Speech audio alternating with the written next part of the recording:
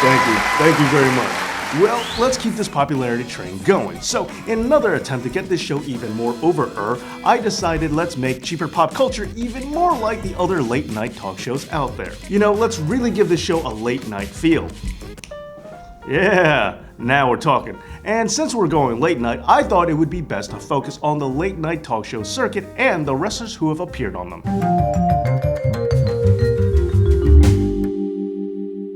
Tonight on the show, I have several big guests, and by guests I mean they were guests on other late-night talk shows, and I'm just showing clips of them. That counts, right? Yeah?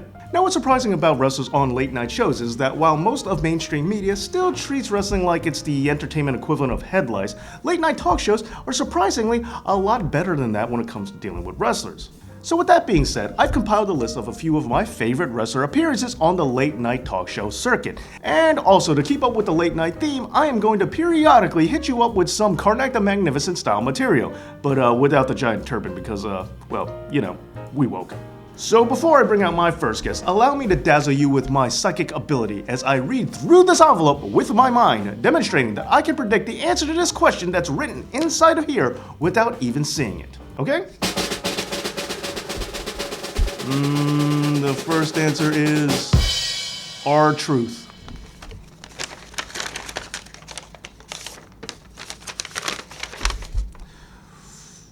What did the pirate pick when he was playing Truth or Dare?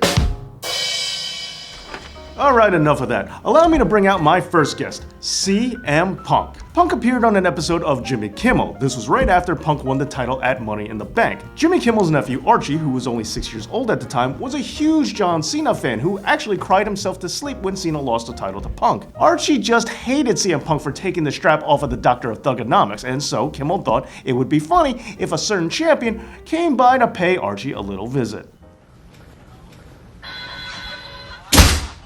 Well, well, well. Oh, don't get up, Archie. You playing with your wrestling toys, are you? No. No? You're not? I see a John Cena, I see a Sheamus. Where's your CM Punk action figure, Archie? I lost it. Oh, you lost it. You like... Please, talking to Archie right now. You lost it.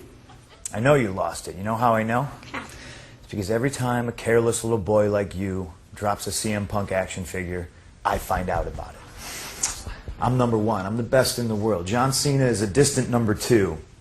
And since my vocabulary far exceeds the lexicon of my current target audience, I'll speak in a language we can all understand here, Archie. John Cena is poopy.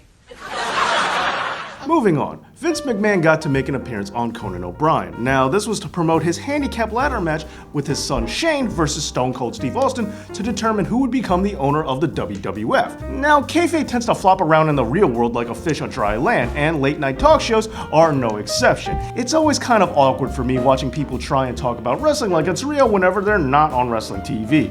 Now, what makes this weird is that here you have a different setting and a host who is not acquiesced in the art of protecting kayfabe, and therefore things can be a bit difficult. However, beyond this, McMahon does show that he has a keen booking mind, one that never truly ever stops working. We would call Andy Cheeks. But before we move on, my psychic ability is building up a little too much, so I need to use my psychic powers real quick. No-am dar.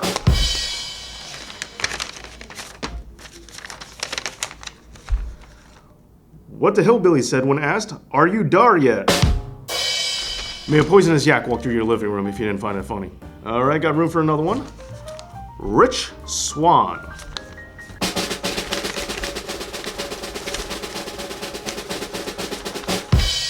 Who does a poor goose envy? Alright, next up, Randall Keith Orton was on Jimmy Kimmel. This was right before Taboo Tuesday. Yeah, remember that pay-per-view? Now, Orton was there to give a little bit of insight to the public at large about who he was and what it was like growing up in a wrestling family. And of course, Randy was appearing there to help hype the pay-per-view and his match against Ric Flair, which was actually the main event. And as much of a legend as Ric Flair is, well, there are some obvious jokes that had to be made from a certain smart-mouth host. I believe he's 55, and the thing is he is a legend among legends in our business. He's at least 75. Okay, he's 96. And he was 55 when I was a kid. And you're going to fight? What are you going to strangle him with his colostomy bag? Or what's going to... I mean, really, This Tuesday, Taboo Tuesday, it's going to be the It's taboo. Yes, because you might as well be fighting Andy Rooney. This is ridiculous. Taboo Tuesday. Are you gonna beat? Are you gonna body slam a baby too? I'm gonna body slam you if you don't watch it. Please don't. Next up, the king of late night, the one, the only, Johnny Carson. Right when wrestling was entering the 80s boom, Hulk Hogan appeared on an episode of The Tonight Show. Now, even though Johnny is the king, with things being in this time period, we can expect a lot of dated wrestling questions. They talked about how physically big Hulk Hogan was. I'm looking at the size of your arms. I don't believe this. I wish I had anything that big.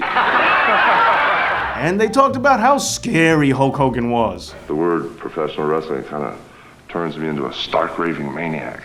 And they protected kayfabe at all costs and pretended like wrestling was real and didn't bring up any of the hard-hitting questions that people wanted to know. Are most of the bouts fixed, or is that a bad question?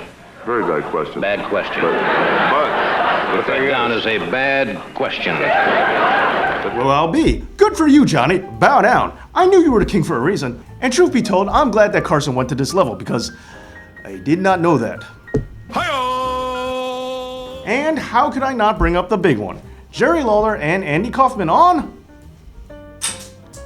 David Letterman. Now, running the other way with kayfabe in the 1980s, some looked to preserve it even more than ever before. With the exploding popularity that wrestling was experiencing, not only did wrestlers have to pull bigger stunts to keep upping the ante for their growing audience, but this also meant that they had to work even harder to preserve the illusion that pro wrestling was real. Enter the Kaufman. Andy Kaufman, love him or hate him, was the perfect comedian to pull this off. Not only did he like pro wrestling, but even his comedy blurred the lines of performance and real life. Kaufman would thoroughly commit to gags, even if he was the only person to know that it was a joke in the first place.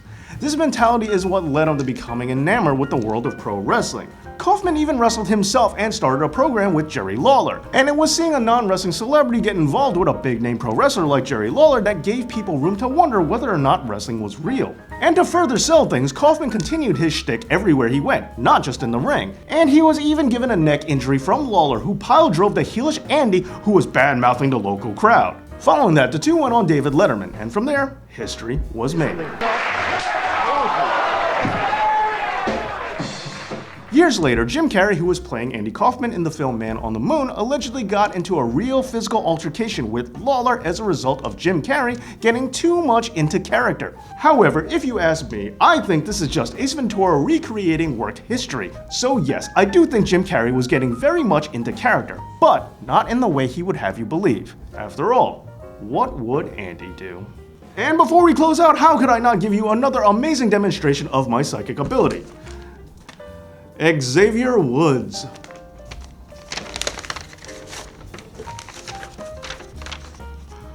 What is the name of the forest named after Professor X? Well, there you go. That does it for another episode of Cheaper Pop Culture. Join me next time because, please?